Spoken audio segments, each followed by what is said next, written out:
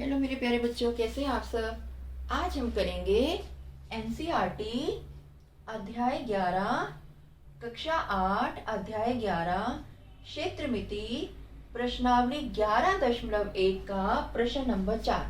पिछली वीडियो में हमने किए हैं प्रश्न 1, 2 और 3। अब हम करेंगे प्रश्न 4। तो पहले हम प्रश्न पढ़ लेते हैं। फर्श बनाने के लिए उपयोग की जाने वाली एक टाइल का आकार समांतर चतुर्भुज का है। तो जो टाइल दी गई है उसका आकार एक समांतर चतुर्भुज का है, जिसका आधार 24 सेंटीमीटर और संगत ऊंचाई 10 सेंटीमीटर है। तो देखिए प्यारे बच्चों, समांतर चतुर्भुज का अर्थ है कि टाइल कुछ इस तरह के आकार की है। ये है एक समांतर चतुर्भुज, ठीक है। और ये है इसका आधार, जिसका हमें माप दिया गया है 24 सेंटीमीटर। तो ये जो आधार है ये 24, और इसकी जो संगत ऊंचाई है वो दी गई है 10 सेंटीमीटर।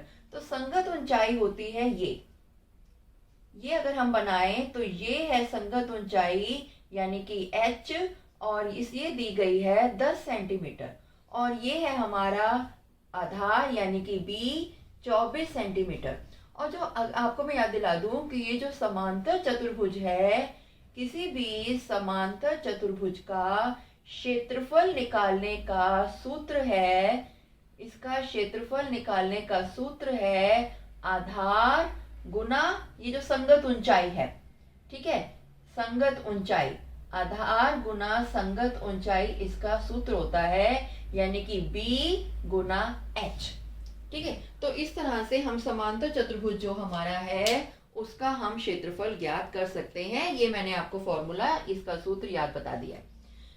आगे प्रश्न ये है कि यदि 1080 वर्ग मीटर क्षेत्रफल के एक फर्श को ढकने के लिए हमें कितनी टाइलों की आवश्यकता होगी। यानी कि देखिए ये दिया गया है, इतना वर्ग मीटर क्षेत्रफल है।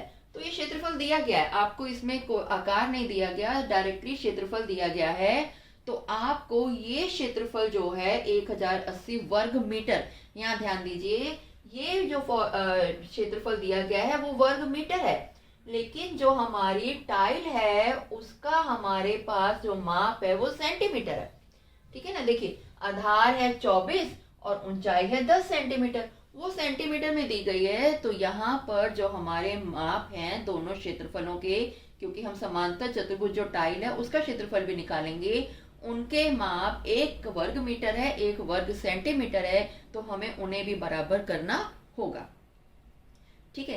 तो यहाँ पर हमें कितनी टाइलें चाहिए वो निकालना है। तो देखिए बच्चों, यहाँ पर हमारे 2 स्टेप आएंगे। पहला स्टेप आएगा, हम जो समांतर चतुर्भुज आकार की टाइल है उसका क्षेत्रफल ज्ञात करें, जिसका सूत्र मैंने आपको बता दिया है आधार गुना संगत ऊंचाई। और दूसरा स्टेप हमारा आएगा, जो हमें दिया गया है क्षेत्रफल ये, उसको हम भाग कर दें समांतर चतुर्भुज की जो टाइलें हैं उसके क्षेत्रफल से, तो कुल कितनी टाइलों की आवश्यकता है वो हम ज्ञात कर लेंगे, ठीक है। तो हम अब इसका उत्तर स्टार्ट करते हैं। तो सबसे पहले देखिए, समांतर चतुर्भुज का हम क्षेत्रफल निकालते हैं, ठीक है। जो हमारी समांतर चतुर्भुज के आकार की टाइलें हैं, ठीक है, समांतर चतुर्भुज टाइल का क्षेत्रफल, जो हमारी समांतर चतुर्भुज के आकार की टाइल है उसका क्षेत्रफल है आधार गुना संगत ऊंचाई, यानी कि 24 गुना 10, ठीक है, 24 गुना 10 वर्ग सेंटीमीटर। आप चाहें तो इसको यहाँ पर भी हल कर सकते हैं, और चाहें तो इसको ऐसा भी छोड़ सकते हैं, क्योंकि हमारी अभी आगे बाकी कैलकुलेशन बाकी है। या इसको सीधा यहीं लिख देते हैं 240 सेंटीमीटर स्क्वायर, ठीक है। अब जो क्षेत्रफल दिया गया है जिसे हमें ढकना है वो कितना है, ठीक है। तो हम लिखते हैं दिया गया क्षेत्रफल, जो हमारा एरिया है जिसको हमें ढकना है इन टाइलों से, वो दिया गया है 180 वर्ग मीटर, और ये है सेंटीमीटर और ये है मीटर। तो हमें या तो हम सेंटीमीटर को मीटर में बदलें या वर्ग मीटर को सेंटीमीटर वर्ग में बदलें। तो मैं सोचती हूँ कि अगर मैं इसे 2 बार 100 गुना 100 कर दूं तो ये मेरा बन जाता है वर्ग सेंटीमीटर। ये वर्ग मीटर था ना, वर्ग मीटर मतलब 2 मीटर है, मीटर मीटर। 1 मीटर में 100 सेंटीमीटर होते हैं, तो जो वर्ग मीटर है उसमें 100 गुना 100, तो ये बन गया वर्ग सेंटीमीटर। ठीक है, अब मैं निकाल सकती हूँ कुल टाइलों की संख्या। ठीक है, जो मुझे टाइल्स कितनी चाहिए उसकी संख्या निकालनी है, तो मैं लिखूंगी कुल टाइलों की संख्या जो मुझे यहाँ पर चाहिए, जिनकी मुझे आवश्यकता हो सकती है, वो है दिया गया क्षेत्रफल, ठीक है, जिसे हमें ढकना है वो वाला, बटा में टाइल का क्षेत्रफल जो हम निकाल चुके हैं, और हमने दोनों के माप भी बराबर कर दिए हैं। तो इस तरह से ऐसा करने से हमारे पास आ गया 1080 यानी कि 1080 गुना 100 गुना 100, और नीचे में बटा में आ गया 240। ठीक है, क्योंकि ये संख्या है तो इसमें कोई भी इसका वो नहीं आएगा, कोई भी यूनिट्स नहीं आएंगी। अब देखिए ये 0 से मैंने ये 0 तो काट दी। ठीक है, अब ये दोनों मैं चाहे तो आप 12 के पहाड़े पर देखिए, 12 दूनी 24 और 12 9 108, 12 के पहाड़े पे भी काट सकते हैं। तो मैं इनको 12 पे, ये आ गया मेरा 2, और इसको काटूं तो ये आ गया 12 9 का 108, और ये 12 दूनी 24। ठीक है, अब मैं और भी काट सकती हूँ। कैसे? देखिए 2 और 100 को काट सकती हूँ। ये 2 को काटा 1 और इससे 100 को काटा तो आ गया 50। तो मेरे पास बच गया 9 गुना 50 गुना 100, जिसका अर्थ आता है 45,000। तो 45,000 मुझे टाइलें, समांतर चतुर्भुज के आकार की 45,000 टाइलों की आवश्यकता होगी। तो यहाँ मेरा उत्तर बनता है कुल 45,000 टाइलों की आवश्यकता होगी। तो यहाँ मेरा उत्तर समाप्त होता है, क्योंकि मैंने टाइलों की संख्या निकाली है। ठीक है, ओके। अब हम देखेंगे प्रश्नावली 11.1 का प्रश्न नंबर 5। ठीक है, प्रश्न इस तरह से है कि एक चींटी किसी फर्श पर बिखरे हुए विभिन्न आकारों के भोज्य पदार्थों के टुकड़ों के चारों ओर घूम रही है। मान लीजिए ये एक आधा बिस्किट पड़ा हुआ है। ठीक है, तो आधा बिस्किट इस तरह से है, और जो चींटी है यहाँ से चलते चलते चलते चलते चलते फिर यहाँ से चलते चलते चलते चलते एक चक्कर पूरा करती है। ठीक है, और मान लीजिए कि ये एक दूसरा हमारे पास एक आकार है, और इस आकार में जो है ये लाइन यहाँ नहीं है। ठीक है, ये जो आकार है इस तरह का एक आकार पड़ा हुआ है, और खाने की चीज का, कोई भी खाने की चीज का इस तरह से एक आकार पड़ा हुआ है, और चींटी इसके चारों ओर इस तरह से चक्कर लगाती है, और इसके जो एक पूरा चक्कर लगाती है, यानी कि परिमाप हो गया। अब ये आकृति इस तरह की है, इस तरह से एक आकृति पड़ी है जिसके माप आपको दिए गए हैं, और चींटी इसके चारों ओर भी चक्कर लगाती है। तो ये 3 आकृतियां हैं, और चींटी इन आकृतियों के बारी बारी से चक्कर लगाती है, और आपको ये ज्ञात करना है कि चींटी ने सबसे लंबा चक्कर किस आकृति का लगाया, या किस आकृति का चक्कर उसको सबसे लंबा लगाना पड़ा। इस आकृति का, बी का, सी का, कौन सी आकृति का। जब चक्कर लगाने की बात हो रही है प्यारे बच्चों, तो इसका अर्थ ये है कि हम परिमाप की बात कर रहे हैं। तो यहाँ हमें तीनों आकृतियों का एक एक करके परिमाप ज्ञात करना है, और जब हमारे पास परिमाप आ जाएगा तो हम आसानी से देख सकते हैं कि किस आकृति का, जो भोज्य पदार्थ की जो आकृतियां दी गई हैं उसके जिसका सबसे अधिक माप उत्तर आएगा, परिमाप होगा, उसी का चक्कर लगाने में चींटी को सबसे ज्यादा लंबा चक्कर पड़ा। ठीक है ना, तो हमें इसका अर्थ ये बनता है कि हमें तीनों आकृतियों के परिमाप निकालने हैं। तो हम सबसे पहले पहली आकृति की बात करते हैं। ठीक है, तो पहली आकृति हमारी इस तरह से दी गई है। अब यहाँ पर आपके पास एक सीधी रेखा है जिसका माप है 2.8, और ये एक अर्धवृत्त है, और अर्धवृत्त का ये जो रेखा है ये है उसके लिए व्यास। तो व्यास अगर हमें मालूम है तो हम त्रिज्या ज्ञात कर सकते हैं। ठीक है, तो हम सिर्फ अभी पहला भाग ही हल करेंगे। तो यहाँ पर जो ये रेखा है, सीधी रेखा की लंबाई, पहले हम वो लिख देते हैं। यहाँ पर सीधी रेखा की लंबाई जो है वो है 2.8 सेंटीमीटर। और यही सीधी रेखा जो अर्धवृत्त है उसके लिए काम करेगी व्यास का। तो अर्धवृत्त का यहाँ पर जो व्यास है वो भी है 2.8 सेंटीमीटर। तो अतः जो अर्धवृत्त का व्यास अगर हमारे पास है तो इसकी त्रिज्या कितनी होगी, क्योंकि हमें परिमाप ज्ञात करना है और वृत्त का परिमाप होता है 2 पाई आर यानी कि त्रिज्या, और अर्धवृत्त का होता है पाई आर। ठीक है, आधा हो गया। तो ये हो गई 2.8 बटा 2 यानी कि 1.4 सेंटीमीटर। तो यहाँ अर्धवृत्त की त्रिज्या आ चुकी है 1.4 सेंटीमीटर। तो ये पूरी आकृति जिसमें एक रेखा और एक अर्धवृत्त है, दी गई आकृति का जो हमारे पास परिमाप है, क्योंकि वो चक्कर लगा रही है तो हमें परिमाप ज्ञात करना है, क्षेत्रफल ज्ञात नहीं करना है। तो आकृति का यहाँ पर जो पहली आकृति है उसका परिमाप होगा ये रेखा की लंबाई। ठीक है, इसको लिखने की जरूरत नहीं है, लेकिन मैं आपके लिए लिख रही हूँ ताकि आपको याद रहे कि हमने क्या लिखा है। सीधी रेखा की जो लंबाई है वो, और जमा में जो अर्धवृत्त है उसका परिमाप। ठीक है, तो अगर हम इस तरह से इसको हल करेंगे तो हमारे पास पहली आकृति का कितना परिमाप है वह आ जाएगा। तो ये हुआ 2.8 सेंटीमीटर, और जो अर्धवृत्त का परिमाप है, जैसा कि आपको किताब में एक क्लू भी दिया गया है, वो एक पेपर में दिया जाएगा नहीं वो जरूरी नहीं है, लेकिन यहाँ किताब में क्लू दिया गया है कि वृत्त का परिमाप होता है 2 पाई आर। तो यहाँ पर अर्धवृत्त है तो हो गया पाई आर। पाई आर का मतलब हो गया, चलिए मैं आपके लिए फॉर्मूला लिख देती हूँ पहली लाइन में। तो ये हो गया 2.8 सेंटीमीटर, और पाई का मान आप 22/7 भी लगा सकते हैं, और आर यहाँ पर है 1.4।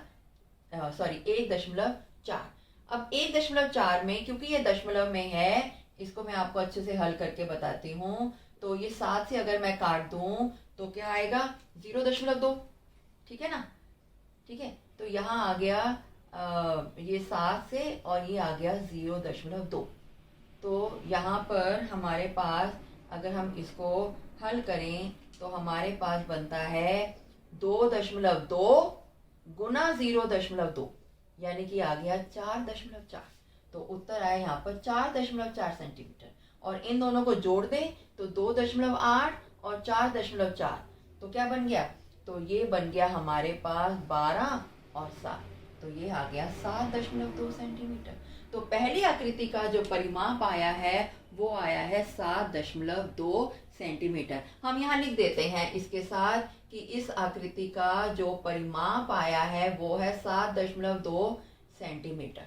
ठीक है, कैसे निकाला, ये रेखा की लंबाई वो थी 2.8, और ये अर्धवृत्त का परिमाप, देखिए आप अर्धवृत्त का परिमाप आप यहीं पे याद कर लीजिए, क्योंकि ये अर्धवृत्त का परिमाप हमें तीनों आकृतियों में इस्तेमाल होने वाला है, तो हमें बार बार इसको निकालने की आवश्यकता नहीं पड़ेगी। हम यहाँ साइड में लिख लेते हैं। देखिए, क्योंकि ये जो इस यहाँ पर अर्धवृत्त का व्यास है वो भी 2.8 है, ये एक अर्धवृत्त है उसका व्यास भी 2.8 है, ये एक अर्धवृत्त है उसका ये जो ये दे रखा है ये मतलब ये व्यास है वो भी 2.8 है। तो तीनों आकृतियों में जो अर्धवृत्त हैं उनका सबका व्यास समान है तो सबकी त्रिज्या समान होगी, सबकी व्यास और त्रिज्या समान है तो सभी, और तीनों अर्धवृत्त है तो परिमाप भी समान होगा। तो ये हम नोट कर लेते हैं ताकि हमें बाकी आकृतियों में बार बार हमें निकालना नहीं पड़ेगा। तो यहाँ पर जो अर्धवृत्त हैं उनका परिमाप है हमारे पास पाई आर यानी कि 22/7 गुना त्रिज्या 1.4 थी, काट दिया 7 से 0.2 गुना किया तो 4.4 सेंटीमीटर। तो ये हम अगले जो हमारी आकृति है उसमें हम इसको इस्तेमाल करेंगे, इसलिए इसको बार बार नहीं निकालना पड़ेगा, तो हम सीधा ही अर्धवृत्त का परिमाप में इसको इस्तेमाल कर लेंगे। ठीक है, तो अब हम निकालते हैं जो हमारी दूसरी आकृति है, जो बी आकृति है उसका परिमाप निकालते हैं, क्योंकि हमें तीनों की जो तीनों आकृतियों का परिमाप निकाल के ये देखना है कि किसका लंबा चक्कर लगा। तो अब हम दूसरा बी भाग इस्तेमाल करते हैं जिसकी आकृति ये है। इसका परिमाप जो होगा, देखिए ये आपको दिया गया है 1.5 और ये भी हुआ 1.5, तो दो तो लंबाइयां आ गई 1.5 और 1.5, और ये वाली जो लंबाई है इसके बराबर हुई यानी कि 2.8। तो यानी कि 1.5 जमा 2.8 जमा 1.5, और साथ में ये हमारा है अर्धवृत्त जिसकी त्रिज्या है 2.8 और जिसका परिमाप है 4.4। तो हमारा जो बी आकृति है इसमें दो तो ये लंबाइयां, तीन रेखाएं हैं, तीनों रेखाओं की लंबाई हम लिख लेते हैं। जो हमारी तीनों सीधी रेखाएं हैं, सीधी रेखाओं की लंबाई वो हम लिख लेते हैं। ठीक है, यहाँ पर तीन सीधी रेखाएं हैं। एक है ये जो है 1.5, दूसरी है ये जो है 2.8, और तीसरी है ये जो है बराबर अगेन 2.5। ठीक है, कॉमा लगाना है, कॉमा लगा दीजिए, तीनों की लंबाई की बात हो रही है। तो तीन रेखाएं तो ये हो गई, और दूसरा क्या है अर्धवृत्त। तो अब हम और वो अर्धवृत्त जो है उसकी अर्धवृत्त का परिमाप वो हम पहले से ही ज्ञात कर चुके हैं, वो है 4.4। तो आकृति जो हमारी ये है, आकृति का परिमाप हुआ, यहाँ पर आकृति का परिमाप हुआ 1.5 जमा 2.8 जमा 1.5 जमा 4.4।